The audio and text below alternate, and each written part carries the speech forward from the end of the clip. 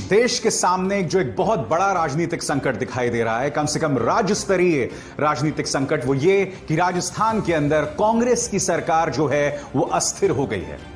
क्योंकि पायलट को तो कांग्रेस विधायक दल ने बाहर का रास्ता दिखला दिया है, प्रदेश अध्यक्ष पद से हटा दिया है, उप मुख्यमंत्री पद से हटा दिया है, मगर वहां पर राजनीतिक अस्थिरता पैदा हो गई है। आज मैं कुछ सवाल पूछने जा रहा हूं कांग्रेस आलाकमान से, मुख्यमंत्री अशोक गहलोत से और सचिन पायलट से। सबसे पहले मैं पूछना चाहूंगा यह सवाल अशोक गहलोत साहब से। अशोक गहलोत साहब, सब इस बात को बखूबी जानते हैं कि राजस्थान ने कोरोना संकट के खिलाफ एक अच्छी लड़ाई लड़ी है। भीलवाड़ा मॉडल की चर्चा हर तरफ हुई। ऐसे में जब कोरोना संकट लगातार बढ़ रहा है, जो मैंने कार्यक्रम की शुरुआत में आपको बतलाया, क्या यह नहीं हो सकता था कि इस राजनीतिक संकट को कुछ दिनों के लिए आप मुलतवी कर देते? और मैं आपको बताता हूं आप कैसे मुलतवी कर देते। आपने मुलतवी नहीं किया, आपने आ बैल मुझे मार किया। कैसे? क्योंकि आपने सचिन पायलट के खिलाफ एक पुलिस नोटिस भेज दिया, क्योंकि गृह मंत्रालय तो आप ही के अंतर्गत आता है ना, और उसमें देशद्रोह की धाराएं थी। क्योंकि मुद्दा था कांग्रेसी विधायकों की खरीद फरोख्त को लेकर, तो आपने अपने ही मुख्यमंत्री उप मुख्यमंत्री के खिलाफ जो है एक पुलिस का नोटिस भेज दिया।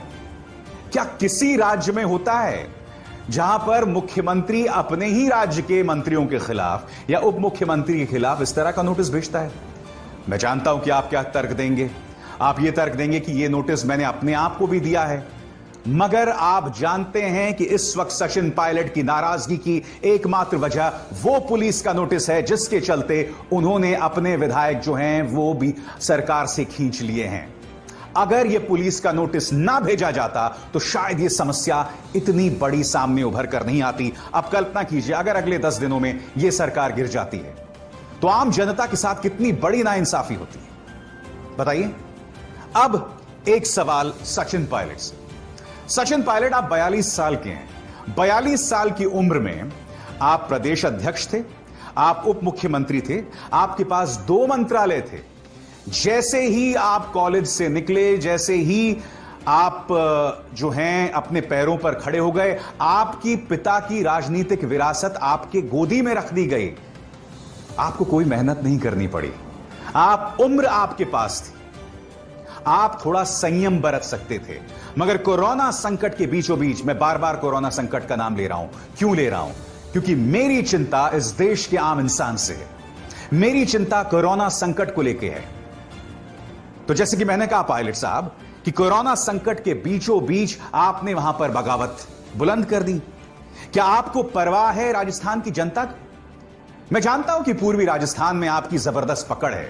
करीब 49 सीटों में 42 सीटें जो हैं आपकी मेहनत से मिली हैं। मुद्दा वो नहीं है।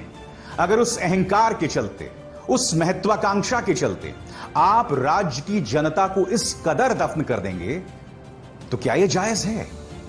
आप बताइए ना। ऐसे में आपकी छवि क्या उभर कर आ रही है कि मैं मुख्यमंत्री बनना चाहता हूं।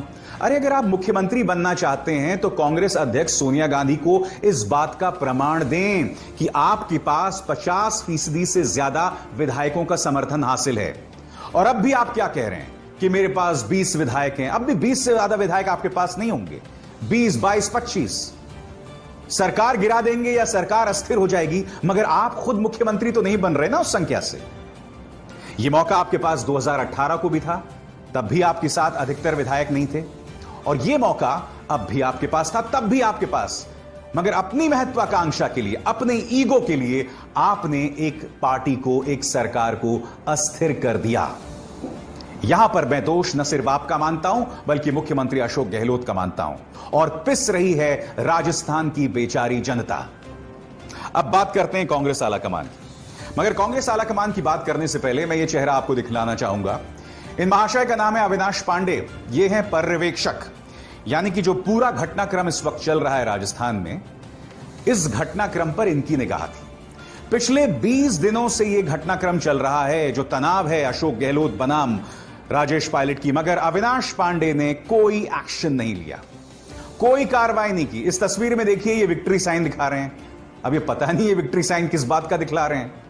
अरे आपकी पार्टी की सरकार गिरने की कगार पे है, किस बात की खुशी भाई, किस बात की खामोशी? और आपने किया क्या पिछले 20 दिनों में? और कांग्रेस आला कमान से मेरा सीधा सवाल, और मेरा सीधा सवाल यहां पे कांग्रेस अध्यक्ष सोनिया गांधी और राहुल गांधी के साथ है।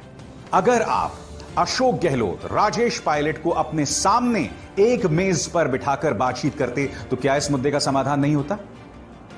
बिल्कुल होता है इस मुद्दे का समाधान। मगर वही गलती जो आपने मध्य प्रदेश में की, वही आपने राजस्थान में दोहरा दी। मध्य प्रदेश में भी अगर आप चाहते तो ज्योतिरादित्य सिंधिया, दिग्विजय सिंह और कमलनाथ तीनों को सामने बिठाकर इस मुद्दे पर उनसे बातचीत करते।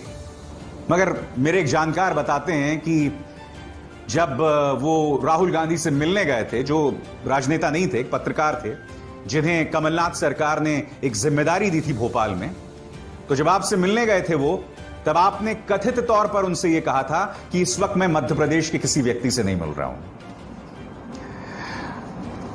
अंग्रेजी में एक शब्द है whims एंड फैंसीज, यानी कि मैं अपने हिसाब से चीजें नहीं चला सकता हूं। आप एक राजनेता हैं और कांग्रेस के सबसे मजबूत नेता।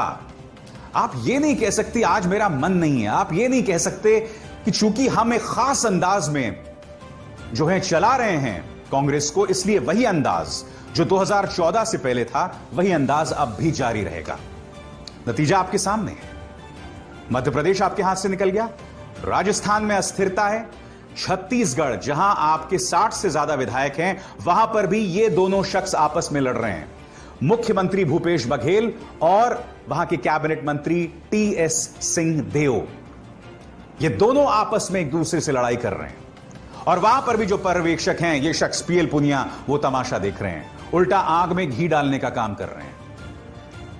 पंजाब में कैप्टन अमरिंदर सिंह ताकतवर थे, मगर वहां पर भी आपने देखा था कैप्टन अमरिंदर सिंह वर्सेस नवजोत सिंह सिद्धू। कांग्रेस के हर राज्य का यही हाल